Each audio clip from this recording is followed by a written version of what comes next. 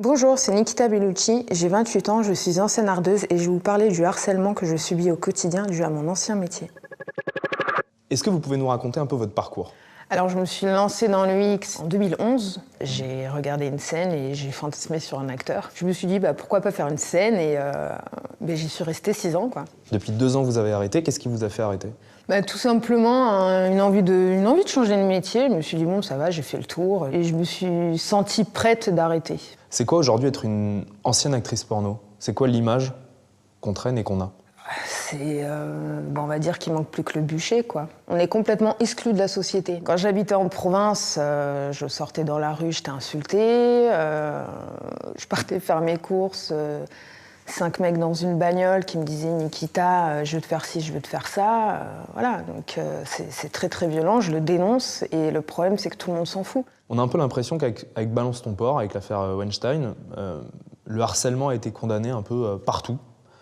Sauf dans un secteur où ça semble accepté par tout le monde, c'est le porno. Vous êtes harcelé aujourd'hui? Oui, je suis harcelée tout le temps. Ça fait des années que je le dénonce. On nous harcèle sur les réseaux sociaux. Moi, je reçois des menaces de mort, des insultes. On me dit « je te souhaite d'avoir le cancer du sein ».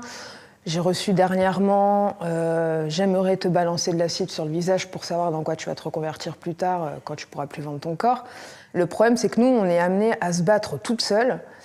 Et il n'y a pas de soutien, et psychologiquement, c'est ultra violent. Bon, il y en a un, celui-là, il est plutôt pas mal. Grâce à lui, en fait, je suis restée 72 heures enfermée chez moi dans mon lit en train de pleurer. Alors, grosse épave, tu n'as aucun avenir, que ce soit professionnel, bail les métiers à partir de 40 ans, vu comment tu ressembles déjà à rien. Ou familial, personne ne voudra de toi en tant que femme. Imagine un peu, tu fais un gosse, ton gosse de 11 ans tombe sur ça. Grosse catin, t'as pas honte, ta seule vie, ça aurait été de te faire sodomiser de tes 18 ans à 30 ans pour X argent. T'es juste une pute, une salope, une grosse salope. Assume maintenant. Quand vous lisez un message comme ça, comment on encaisse? On n'encaisse pas, on pleure, quoi. C'est voilà, on pourrait passer outre. Je pourrais passer outre, me dire, ouais, c'est pas grave, je suis plus forte que ça, mais c'est violent. Il y a une période où j'ai eu des idées noires parce que,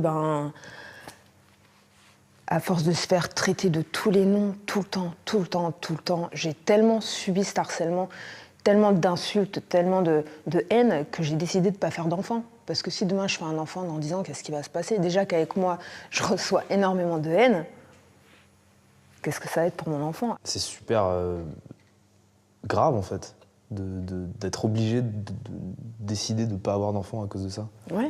Et c'était le seul rêve que j'avais, moi, dans ma vie, c'était celui-là, mais j'en avais pas d'autre. Qu'est-ce que vous avez envie de dire au mouvement féministe, dans son ensemble, qui vous a pas soutenu? On est là. Nous aussi, on a besoin de vous. On a besoin de votre aide, quoi.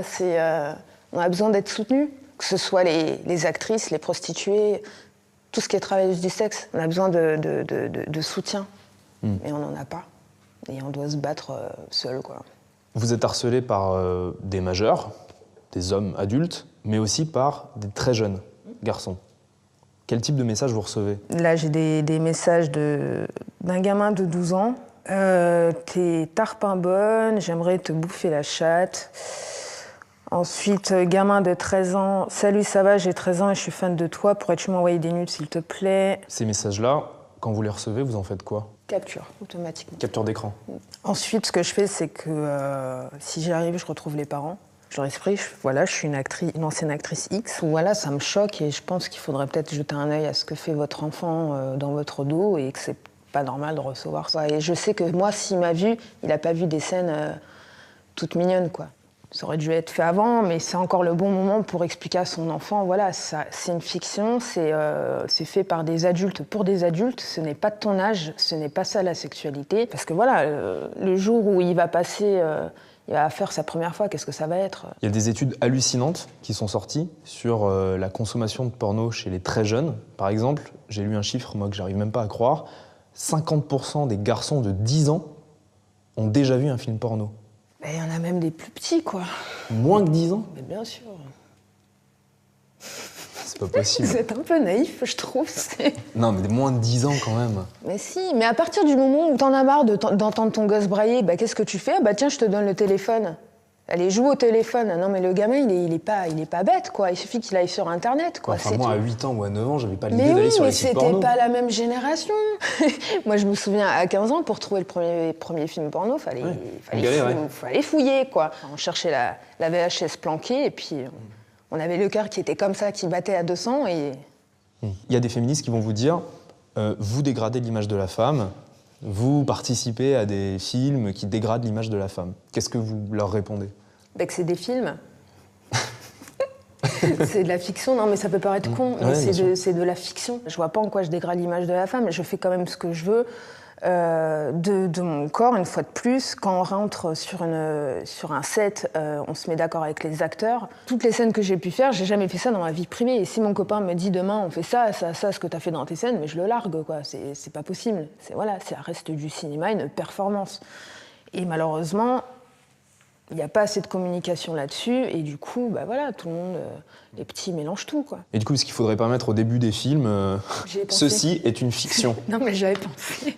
Non, mais ça paraît bête, mais ceci n'est pas la vraie vie, c'est pas comme ça qu'on fait l'amour. À force de le lire au début de la scène, ça va finir par rentrer. Et alors, qu'est-ce qu'il faut faire pour que ces gamins-là, ils aient pas accès aux films dans lesquels vous avez tourné, aux films qui vont être tournés dans les années à venir? Comment on contrôle ça? Moi, j'avais pour idée de faire rentrer tout de suite son numéro de carte bleue, ou partir dans l'extrême, mais ça se fera jamais parce que le droit à l'anonymat. Numéro de carte d'identité. Mais personne ne le fera parce que ça va faire perdre énormément d'argent. C'est-à-dire que les sites, ils savent pertinemment qu'il y a beaucoup de gens de moins de 18 ans et ils veulent pas perdre ce trafic-là? C'est ce que vous dites? Je pense. Selon vous, c'est quoi l'âge idéal pour voir son premier porno? L'âge idéal, c'est à partir du moment où je pense que dans ta tête, tu arrives à savoir faire la différence entre un film et la réalité et que ça ne te perturbe pas. Avec tout ce qui s'est passé, avec ce que vous nous dites, si on revenait à 2011, quand vous avez commencé votre carrière dans le X, est-ce que vous le referiez? Je le referais et avec plus de fierté, on va dire, dans le sens où j'emmerde tout le monde, quoi.